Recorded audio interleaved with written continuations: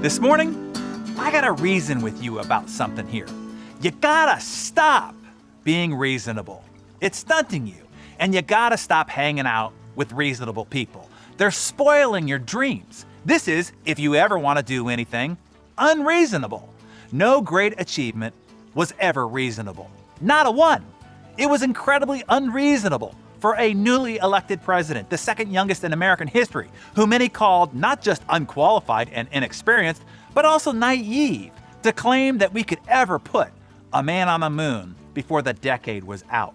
At the time that he said it, September 12, 1962, he and all of NASA had no idea how they would achieve that goal. It was totally unreasonable, and most everybody else thought it was certainly unreasonable as well. A Gallup poll, in fact, indicated that 58% of Americans were opposed to this idea and said that it would embarrass us once again in front of the Russians. When another man shared his dream that one day sons of former slaves and the sons of former slave owners would one day sit down together at the table of brotherhood, how incredibly unreasonable was it to have that dream? And imagine how unreasonable it would be to dream that a few decades later, one of his own brethren would sit behind a desk in the Oval Office.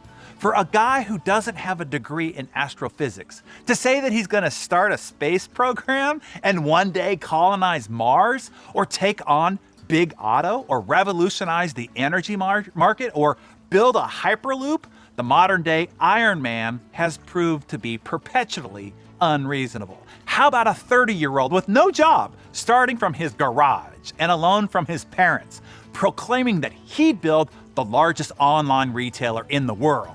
So unreasonable. But he still named it Amazon to suggest its future scale. Just last year, Amazon did $232 billion in revenue, making it the largest internet company in the world. And him, the richest man in the world, completely unreasonable. And a guy so notoriously unreasonable that he was said to have a reality distortion field, which is a term that came from Star Trek, used to describe how the aliens created their own new world through their mental force. That is what the adopted, half Arab, Zen Buddhist, mock turtleneck wearing guy did. He indeed dented the universe with his perpetual unreasonableness. Understand this, every extraordinary achievement started out as an absolutely unreasonable idea. And if any of those unreasonable achievers had listened to the reasonable people around them, then today we would not know their names nor have benefited from their impact. As George Bernard Shaw said, the reasonable man adapts himself to the world. The unreasonable one persists in trying to adapt the world to himself. Therefore, all progress depends on the unreasonable man.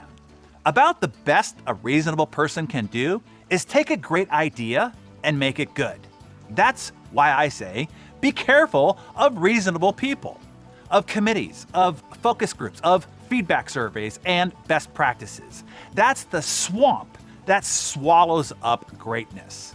Now, if you want to accomplish something reasonable, well then hell, surround yourself with all the reasonable people you want. But if you want to do something extraordinary, something crazy, something that makes a difference and quite possibly changes the world, well then, you need to surround yourself with unreasonable, if not even crazy people. Because as the Apple commercial informed us, the people who are crazy enough to think that they can change the world are the ones who do. So tell us below, based on your ambition and your goals and the vision that you have for your life, do you think that you are reasonable or you are an unreasonable person? Are the people that you are working with and spending time with outside of work, are they mostly unreasonable or reasonable? Tell us and share what you learned here this morning, and I look forward to reading what you write.